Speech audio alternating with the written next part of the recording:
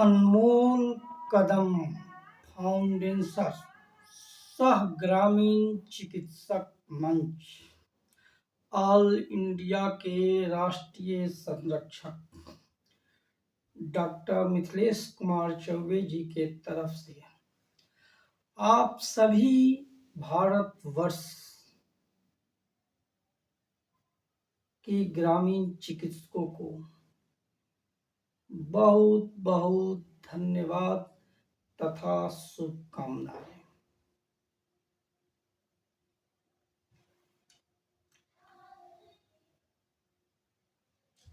अध्यात्म से कड़ी हो जाए,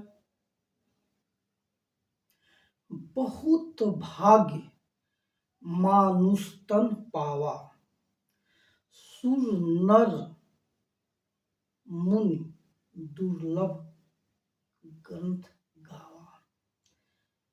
यानी यह मनुष्य शरीर बहुत भाग्य से उपलब्ध होता है।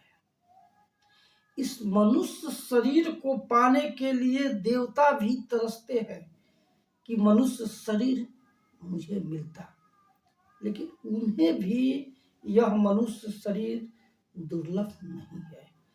तो बताइए कि मनुष्य शरीर जब हम लोगों को दुर्लभ हुआ है तो इसका सदुपयोग जरूर करना चाहिए।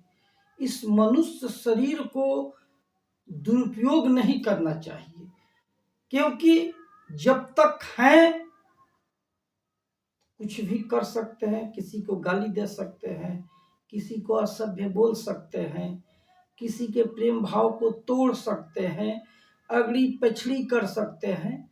लेकिन जब यह शरीर छूटा, सारा आकड़ी बंद, सभी शक्तियां, जिसको राम कहते हैं, रहीम कहते हैं, शिव जी कहते हैं, या बहुत सारे हम लोग देवता मुनि जो जिसका जो आस्था है उसको मानते हैं, वह एक शक्ति है जो पूरे विश्व को चलाती है। वह शक्ति हर श्वास के थ्रू हम लोग के अंदर जाती है, आती है, जाती है, आती है। उससे क्या होता है, ऊर्जा हम लोगों को मिलता है, और उसी ऊर्जा से हम लोग कार्य करते हैं। तब क्यों नहीं जो ईश्वर रूपी जो ऊर्जा हम लोगों को मिली है, जिस श्वास के बदौलत हम लोग जीवित हैं, हम लोग एक दूसरे को पहचान सकते हैं, जान सकते हैं, कुछ कर सकते हैं, तो अपने आचार विचार हर चीज को क्यों नहीं अच्छे कार्यों में लगाएं?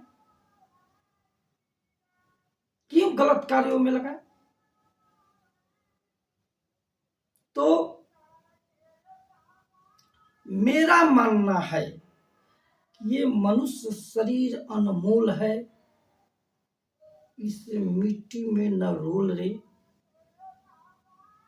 अब तो मिला है फिर न मिलेगा, कभी नहीं, कभी नहीं, कभी नहीं। तो इसलिए भाइयों, प्रेम भाव को बनाकर रहना है, सबको एकजुट मिलकर रहना है। इसमें कोई न बड़ा है न कोई छोटा है, न कोई अमीर है न कोई गरीब है, न कोई राजा है न कोई रंक है, सब एक समान है। इस पृथ्वी लोक पर प्रेम से जीना और एक एक पल जो वर्तमान अच्छा से कट जाता है उसको धन्य मनावे, प्रभु का आशीर्वाद मनाए। यहाँ सबको एक दिन जाना है, सबको जाना है, कोई यहाँ रहने नहीं आया है। तो जब जाना ही है तो अच्छा ही करके क्यों न जाए। दान पुण्य किसी को दिखाकर लोग करते हैं कि मैंने तो बहुत इतना दान कर दिया। दान दिखाकर नहीं किया जाता है। आपकी हिम्मत कहां से है दान करने का? भाई आपके पास है क्या कि आप दान कर सकते हैं? सब ईश्वर का दिया हुआ है, वही किसी को दिलवाते हैं, आपको देते हैं। तो आप किसी को देते हैं तो आपको घमंड हो जाता है कि हमने तो दिया, लेकिन आपके पास है क्या? उसी ईश्वर ने आपको देकर और किसी को दिलवाता है। तो ये घमंड नहीं होना चाहिए। यदि ये कोट है, ये स्वेटर है, तो उसी प्रभु का दिया हुआ है, इस पर घमंड नहीं होना चाहिए। कोई भाई छोटा नहीं है, कोई बड़ा नहीं है, सब एक समान है, एक बराबर है। तो सबको प्रेम बनाकर रहना चाहिए। प्रेम बनाकर रहने से भाईचारा बना रहता है। इसलिए मैं पूरे भारतवर्ष के भारतवासियों से मैं आग्रह करता हूं कि सभी गुरु के शरण में जाएं और गुरु के द्वारा दीक्षा लें, ज्ञान प्राप्त करें और उस ज्ञान का सुमिरन करें। उस ज्ञान का अनुसरण करें। हम कौन हैं, इस पृथ्वी लोक पर किस लिए आए हैं? खाली हाथ तो आए हैं, लेकिन मुझे खाली हाथ जाना न पड़े। मैं यहां धन कमाने नहीं आया हूं, मैं यहां ऐश आराम करने के लिए नहीं आया हूं। मैं यहां आया हूं अपने आप को समझने के लिए।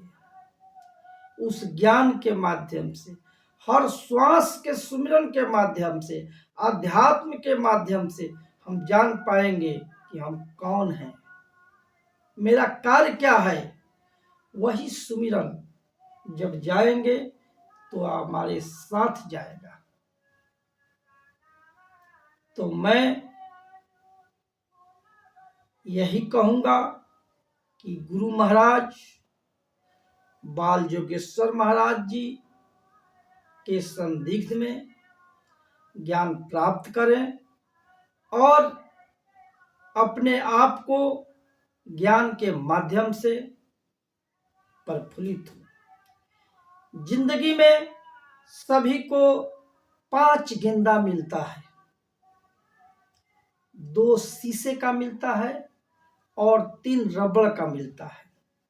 रबड़ के गेंदा को जंपिंग करोगे तो वो फिर उठ जाएगा, लेकिन शीशा के गेंदे को एक बार पटगो के तो फूट जाएगा।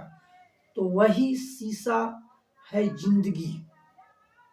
जिंदगी जो मिला है एक शीशा का गेंदा, इसको सुमिरन करो, इसको जानो और जाओगे तो खाली हाथ नहीं जाओगे।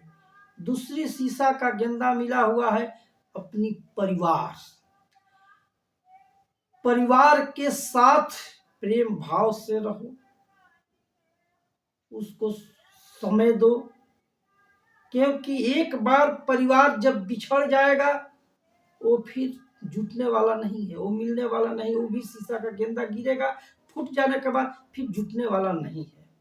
लेकिन तीसरा गेंदा जो धन दौलत का है, तुम फिर जंप करेगा, फिर तुम धन दौलत बहुत काफी कमा सकते हो।